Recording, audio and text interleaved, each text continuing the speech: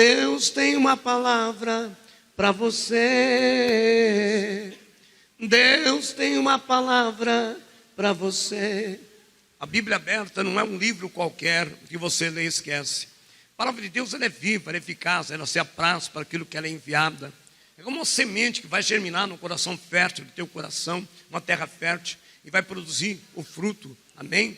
Da transformação, da conversão, do milagre, da vitória. Romanos capítulo 15, versículo número 13.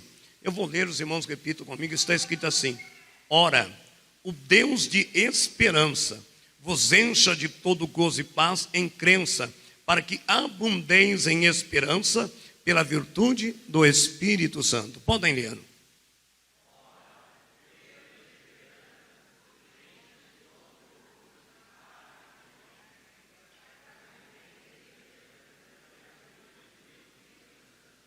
Queridos, aqui Paulo está direcionado à igreja de Roma e ele diz assim: ora, o Deus de esperança. O que é esperança? É expectativa que um sonho que eu tenho será realizado. Tem uma esperança que esse final de ano, Deus, um exemplo, vamos dar um exemplo material. Deus vai me ajudar a trocar o carro. Tenho esperança que esse final de ano eu vou sair do aluguel. Bom, eu estou falando no campo material, mas eu gostaria que você levasse mais para o lado espiritual. Tenho esperança que ainda esse ano Deus vai trabalhar na conversão da minha família. Tenho esperança que os meus filhos ainda virão para a igreja. Tenho esperança que eu vou ser batizado com o Espírito Santo. Tenho esperança que Deus vai se revelar de uma forma especial na tua vida. Esperança, expectativa. O homem que não tem sonhos nem esperança, desculpa, já está morto. Lá em Apocalipse está escrito, amém? Tem um homem que vive, mas é morto e não sabe. Então, sem esperança, olha o que o São Paulo escreve: ora, o Deus de esperança, o nosso Deus é Deus de esperança, querido. É Deus de esperança. Não é Deus de pessimismo. Não vai dar, não vai acontecer, acabou, não tem jeito. O meu Deus é Deus de esperanças. Aleluia. Vos encha de todo gozo, de alegria, de paz, de crença, de fé, para que abundeis, para que a vossa esperança seja muito, muito grande. Amém? Então, dentro dessa palavra, abre um texto muito conhecido da palavra de Deus, livro de Atos Apóstolos, capítulo número 3, é muito conhecido da igreja. Nós vamos ler aqui rapidamente, do versículo 1 ao versículo número 9. Labanchore, Ramassian, de Farasumi, que Devácia, livro de Atos Apóstolos, amém? No capítulo número 3, a palavra de Deus, capítulo 3, versículo 1, aleluia, glória a Deus, ao 9. Essa é uma palavra santa, eficaz, e se apraz para aquilo que ela é enviada.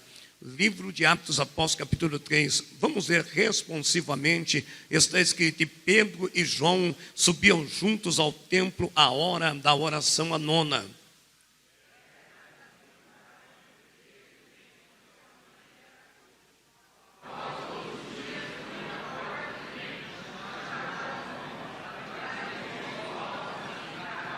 E ele, vendo a Pedro e a João, que iam entrando no templo, pediu que lhe desse uma esmola.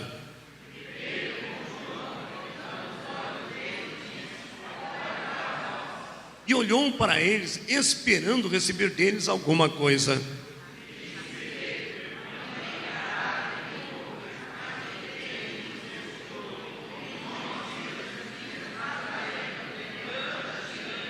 E tomando-o pela mão direita, o levantou, e logo os seus pés e artelhos firmaram.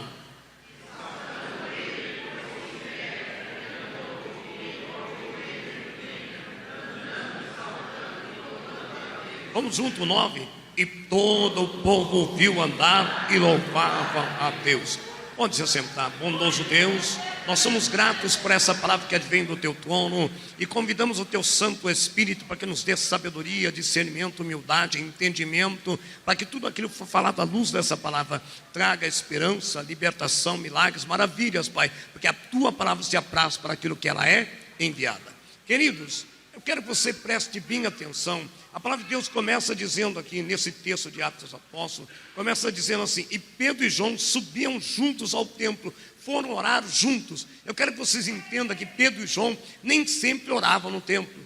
Eles oravam com Jesus, oravam no monte, oravam nas casas, oravam nas ruas. Mas naquele dia em específico, eles subiram a um templo. E esse templo é um templo muito bonito, chamado Templo de Formosa. Um templo muito conhecido. Mas foi um dia específico. Então, queridos, nada acontece por um acaso. Existe o tempo oportuno, a data, o momento certo. Hoje é a noite de Deus te dá a tua vitória. Hoje é o tempo certo, específico, Alabaxere Meneia, porque existe o tempo, existe um calendário nos céus. Existe um calendário, nada acontece sem um contorno. Nosso Deus é zeloso, nosso Deus é cuidadoso, Ele faz tudo na hora e no tempo oportuno. Pedro e João naquele dia decidiram subir para orar no templo. Eles podiam ter decidido orar no monte, podiam ter decidido orar na rua ou numa casa, como orava na casa de mãe de Pedro, de sogra de Pedro. Mas naqueles dias eles decidiram orar no templo. Ei, templo significa casa de oração. E hoje você está no lugar da bênção. Hoje você está no lugar do milagre. Hoje você está no lugar da vitória. Queridos, agora o que me chama a atenção, que os transuentes, o número de pessoas que frequentavam aquele templo era muito grande, que era um templo conhecido naquela época, chamado Formosa. Então todos iam ali, alguns pela religião, um pelas fé, outros religiosos, outros por uma curiosidade, mas todos iriam passar para aquele lugar. E ali estava um coxo, um homem paralítico dos seus 2 pés, o aleijado dos seus pés. E o que aquele homem esperava ali? Porque a multidão que passava e entrava era grande. Ele ficava ali esmolando, pedindo uma esmola. Querido, eu fico vendo a situação do ser humano, olhando para a gente. Eu estava vindo de carro para cá com essa chuva, e a gente vê pessoas debaixo do viaduto, já cobrindo com papelão molhado, e a gente murmura, e a gente tem um cobertor quentinho, tem um teto, e a gente está sempre com falta de gratidão.